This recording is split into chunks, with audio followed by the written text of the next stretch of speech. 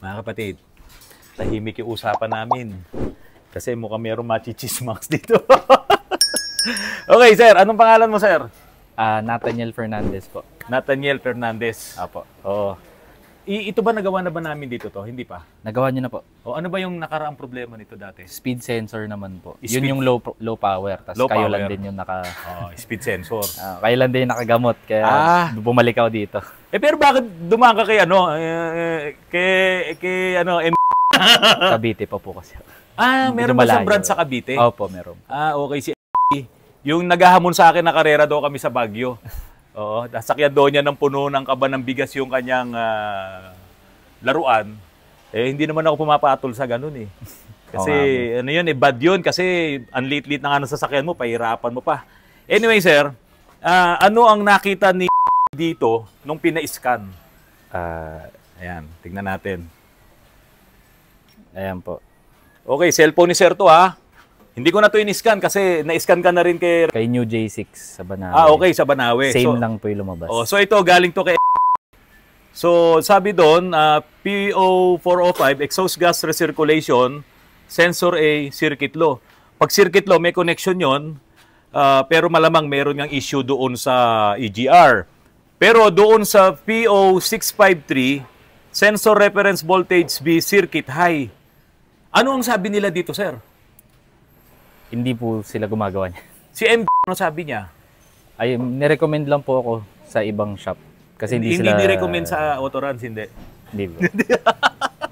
Ano sabi niya, sir? Anong sabi niya? Ano yung eksaktong sabi niya?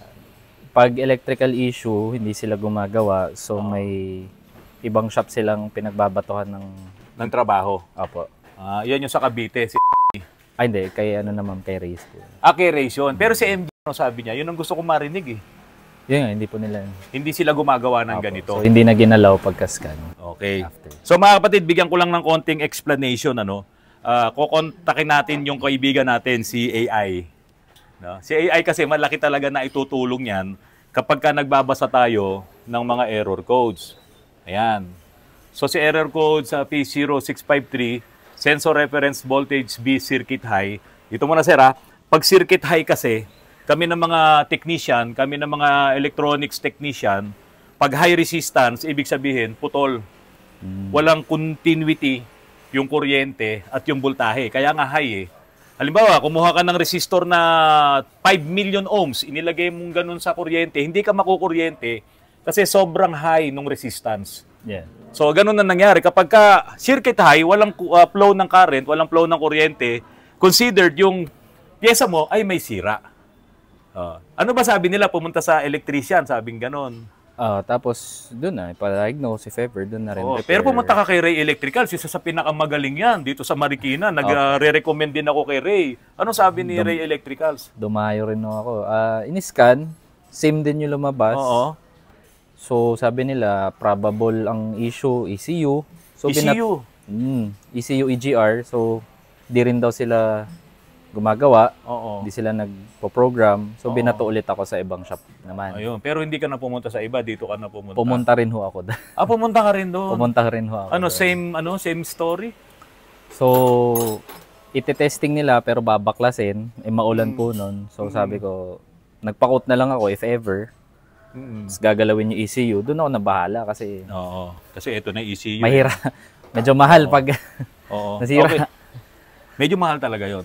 Okay mga kapatid, yung kaibigan naman natin si AI, si Google. Hindi ako boy Google ha. Kaya lang, doon sa nakaraang vlog ko, sabi nga, hindi raw ako marunong mag-English. Dahil doon sa May Dim unsafe, tinira ako ni doon, yung isang din eh. Hindi ko raw naiintindihan yung May Dim. Pwedeng safe, pwedeng unsafe.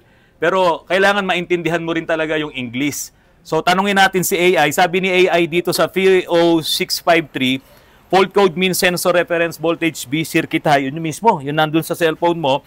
Indicating the power constraint module or yung PCM, detects too much voltage, usually over 5 volts. So meron siyang nadedetect na voltahe na galing sa mga sensor. Kasi kadalasan ng mga sensor, mababa lang yung voltahe niya. So pag nakadetect si ECU ng 5 volts or lampas 5 volts, magche-check engine ka talaga. No? So sabi dito, on a sensor reference line, open signaling is short to battery. Pag sinabing short to battery, yung sensor mo, halimbawa ito, ang battery is 12 volts. Pag nag-short to, parang 12 volts na yung pumapasok ngayon doon sa ECU mo. Kaya ngayon nagche-check engine siya. Tapos sabi pa, opens a faulty sensor like map. Ito yung map, yung pinakita natin kanina. Ito kuya, ang cameraman ko ngayon si Engineer Russell eh. Okay? Ito yung manifold absolute pressure sensor. Nandiyan mismo sa intake manifold. Tapos, ito naman yung MAF. No? Ayan, yan ang MAP. Tapos ito ngayon ang MAF. Ayan. Dito pa lang meron ka ng issue sir sa mga ganyang koneksyon. Maselan itong mga sensor na to, na kapag ka nag-lose contact yan, pwedeng meron kang circuit high. No, walang koneksyon. So ito kasama to. Tapos sabi pa ni AI, yung kaibigan natin, sabi ni AI,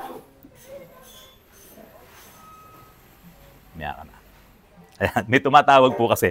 Pasensya na po. Bad wiring. A faulty sensor like map, AC, air conditioning, throttle position sensor. No? Ito yung TPS. Ayan. Throttle position sensor. Okay.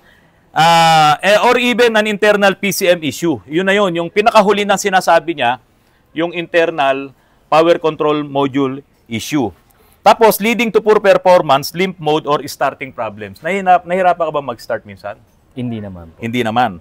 Tapos yung limp mode, yung parang lumpo, tumakbo, yung mahina, hindi naman din nangyayari. Nagaganon po saglit. Saglit. Tapos check engine na siya. O yun, magli-limp mode. Yung limp, no? Lumpo. So sabi, wiring issues. Ito na, tinuturo na po namin sa inyo. Doon po kay shorts to power the harness damage wires or poor connection to sensors. Ito yung tanong ko kay sir kanina. Ano bang pinagawa mo dito sa sasakyan mo? Dati.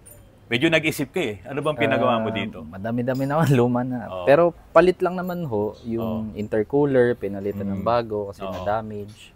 Pero may tinanong ako sa'yo, nagpapintura ka ba? Opo. Nagulat ka nung tinanong ko sa'yo yun eh. Nagpapintura ka, di ba? Opo, kasi alam niyo agad eh. Sige. Dahil sa nagpapintura si sir, sabi dito, wiring issues, shorts to power in the harness, damage wire, or poor connection to sensors. Ground problems, bad grounds for the PCM or other control modules. May mga grounding wires tayo dito eh. Katulad nito, Kuya Russell, dito ka. Ito, pakita ko sa'yo. Ito, ground yan eh. Oh. Nakakabit yan dito. Nakatornilyo dyan. Ayan. Ito, pininturahan din. Hindi ko lang ho sigurado. Kasi kung itong grounding wire na to ay hindi masyadong kumakapit dahil may pintura, magkaka-issue ka. Kulang sa ground. Yung mga wires ngayon na nandito, pati dito sa PCM, meron dyan sa mga ilalim nito. Yan ang magiging issue mo. Meron ka pang tanggal na sakit dito. Oh. O, ayan. Oh. Hahanapin din natin kung saan nakakabit to. Meron kang tanggal na sakit. So, kailangan kasi maintindihan din talaga eh. Yung sinasabi ng kaibigan natin, si AI. So, other related sensors codes, PO0652 for low voltage. So, troubleshooting. Ito na mga kapatid. Inspect wiring visually, check the wiring harnesses for the relevant sensor map. Yun nga, yung map doon. AC, aircon, etc. For cuts, chopping, or loose connector. Isa na to. Opo. May nagawa kaming ganito, sir. Talagang naglo-low power siya kasi pinalitan niya ng ibang aftermarket na air cleaner. Ito, palit din ho buo. Oo. Pinalitan niya yon. So pagdating dito, nasira na yung mga connection, nagpalit-palit pa yung wire. Kaya kahit saang shop, hindi talaga magawa dahil dito sa MAF. So pwedeng naglo-lose connection siya. Kaya ngayon, nag-a-appear yung trouble code mo. Check fuses. Mag-check din tayo ng mga fuse. Tapos, test sensor, use a multimeter to check sensor reference voltage ground. They should read around 5 volts and have a good ground connection. Yung pa rin ang hinahanap. So, meron tayong tester na digital. Huwag niyong gagamitan to ng mga test lights. Makakasira kayo ng sensor or pwedeng makasira din kayo ng ECU. Sandali, kukunin ko lang yung aking tester. Ipapakita ko sa inyo. Sige. Ito na yung ating test light. Hindi na tayo gumagamit ng mga old school na test light na kapag ka isinundot mo dyan sa mga sakit na yan, pwedeng masira yung sensor mo at pwedeng masira din ang iyong ECU. So ito, digital to. Mumurahin lang to. Nabili ko lang sa online, si Ansel. So dito, magkukuha ka ngayon ng mga voltahe dito sa mga sakit nito. Tanggalin na nga natin. Naku-curious ako dito eh. Tito Jaime, may cutter ka? Ha? Ayun, oh. Tanggal na pala. Okay. O, tignan nyo mga kapatid, oh. Oh, Basag na. basag na. Ngayon, kung magkakaroon to ng loose connection, delikado. Ngayon, dito sa mga terminals na yan, meron ding negative dito. So, kung nagkakaroon ka ng poor contacts dito, sa negative niyan, hindi magiging okay itong performance ng engine mo. Kaya ito, mapipilitan talaga tayong mag-order nito kay Walco. At ito, may nakita akong chismis, oh. Meron ng inayos dito, oh. May putol na rin, oh. Oh, yun no. Oh. Marami nang napagdaanan. Oo, ayan, oh. Tingnan mo, sir, oh. Iba na yung mga wiring nito. Actually, sa kasa yan. Ito sa kasa to? Sila Oo. nagdugtang. Sila sa kasa to? Oh, ayan, oh. Nadugtong na to. So, i-check din natin. Baka may poor connection dito. Diba? So, lahat yan, i-check natin. Ngayon, para makorek natin yung tamang connection yan, meron pa tayong isang kaibigan ulit. Ito, pinapakita ko na po sa inyo para dumami rin ng kaibigan nyo. Ano? Itong kaibigan ko, si Carmen. Pagka sa ibang dialect, si Carmen. Ito, Carmen. So, dito po kay Carmen, mga kapatid, ayaw nang gumana ng Carmen ko. Ay, hindi. Pala ako, airplane mode. So, dito, okay. Okay, Carmen. Ayan. Okay, lahat ng modelo ng sasakyan nandito. Okay. So, kailangan natin si Isuzu. Tapos, si Isuzu, pick up niya, si D-Max. Anong model to, sir? 2010. 2010. So, dito siya, 2008, 2011. So, electrical body. So, ayan po lahat. Yung general information, lahat ng mga sirkito nito, yung diagram nito, ay nandito sa Carmen. Kaya, mache-check natin ngayon. Ayan, sir, pakita ko sa iyo, ha. Mache-check natin ngayon kung tama ba yung mga color coding nito doon pagpasok sa socket. Okay. So, gamit yung kaibigan nating isa na si Carmen. Puntahan lang natin yung sa grounding point. Kasi ito yung sinasabi ni Google. O, ground point. O, ayan. Tapos, ayan yung diagram. So, ayan yung mga ground point. Ayan. Ayan, sir. So, i-check lahat natin itong mga ground point na to para malaman natin kung meron siyang issue doon. Okay, balikan ko ngayon yung sinasabi ulit ni Google. Ito na, yung isa sa pinaka ayaw nating mangyari, no? PCM, Power Control Module Check, if all else fails. Yun na yun. Kung lahat nung ginawa natin, the issue might be internal to the Power Control Module requiring professional diagnosis. So, doon mo pa lang ngayon pagsususpetsahan si computer. Parang doon sa sinabi mo kanina, kakalasin nila yung computer, tapos magkano daw yung ibabayad? Kung baka palit daw po, tas Palit. tinignan ko yung price, mga 30K. 30K. Replacement. Oo. Pero sinabi ba nila na gagawin muna nila lahat itong mga in-explain natin? Hindi po. Hindi nila sinabi. Kaya hindi ka rin nagtuloy. Kulang din sa info, kaya nag-alangan din po ako. So yun, ganun ang gagawin natin, sir. Lahat ng sinabi ng kaibigan natin, itong si Google, gagawin muna natin lahat yon. Pero yung pinaka-basic talaga, nakita natin ito, bibili tayo ng socket mismo nito kay Walco Motors. Kung meron kay Pasay Jetco, yan mga kaibigan natin, mga tindahan ng mga Isuzu parts yan, ano? Walco Motors, Jason sa Manila, Pasay Jetco dyan sa Pasay, yan ang mga trusted na tindahan ng mga Isuzu parts. Si Pasay Jetco, nagbibigay po sa akin ng discounts yan. Diyan lamang po kayo bibili pagka talagang mga genuine na Isuzu parts ang inyong bibilin. Siyempre, ang susunod doon, yung kasa pagka talagang wala sila. So, ganun mga kapatid, iiwan mo na to, sir. Opo. Iwan mo na. Umaandar to. Nakarating sa amin umaandar. Pero yun nga lang, pag biglang nag-check engine, magkakaroon ng limp mode. Yuyug na po. Oo. Kanina ba pagdating mo rito, naka-check engine? Kagabi, kaya pinalipas ko muna. Oo. So talagang nawawala-wala siya. Opo. So ibig sabihin talagang ano lang siya, parang loose connection lang talaga eh. Parang gano'n. So yun yung bibigyan kita ng konting pag-asa diyan, no? Unahin natin dito sa wiring ni map sensor kasi yun ang unang sinasabi ni Google, ito si MAP. Pero ito, since ito talagang hindi na to papasa sa atin, kailangan nating ayusin. Okay. Parang bago to ah. Ito yung MAF sensor. Penging ano, pangsundot. Penging pangsundot. Ah, naiwan yung ano, portion ng socket sa loob. Ito mga kapatid doon, naiwan. Oh, kaya tinanggal ko eh kasi sa halip na makabuo tayo, makakasira tayo eh. Ayun, so ayan. Pasok ulit natin dito. Ayun oh, nanyo oh. Penging cutter mo, tanggalin ko muna tong ano, cable tie. Kaya pakiputol mo nga ito. Ito kasa rin gumawa.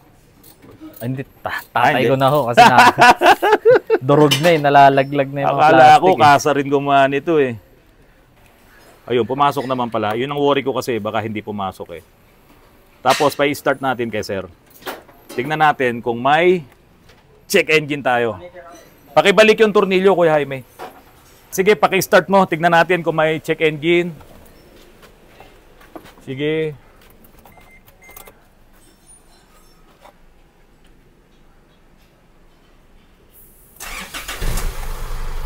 Okay, nawala naman yung check engine. Gagalaw-galawin ko yung socket, Kuya. Pakihawak to. Meron. Ha? Meron. Nag-check engine? Medyo niyug-yug ko lang yung socket ng mass airflow sensor. Patayin mo. Okay, start mo ulit ngayon.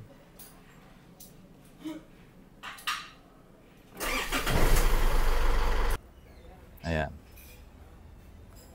Okay. Mass or volume airflow circuit low input. EGR pa rin, exhaust gas recirculation. A, circuit low. Tapos nandoon pa rin yung P0653, sensor reference voltage, circuit high. So, yun pa rin yung isa, yung sa 652, 653. Ngayon, clear natin all DTCs. Yan. Clear all DTCs. So, ECM, naka-green na siya. Ngayon, ito, wala na tong check engine. Wala na. Ayun. So, nung ginalaw ko, yung wire, binunot ko yung sa mass airflow, nag-check engine ka. Yun Diba? po talaga yung So, possible Loose na contact. una ng ano natin yun, pag-asa natin yun. Kailangan maibalik muna natin yung tamang socket para hindi siya gumagalaw-galaw, opo. hindi siya nag-lose contact. Unahin na natin yun. Kaya lang, ipinapakita niya rin yung EGR. No? Yung EGR naman, pwedeng ang pinapalitan lang dyan yung motor pag talagang nagkaroon siya ng problema. Tapos may sakit pa si D-Max eh. Iniikot lang yung motor nito. Minsan, nag-o-okay siya. Liga, pakita ko sa iyo, sir. So. Kailangan ng flashlight. Yan.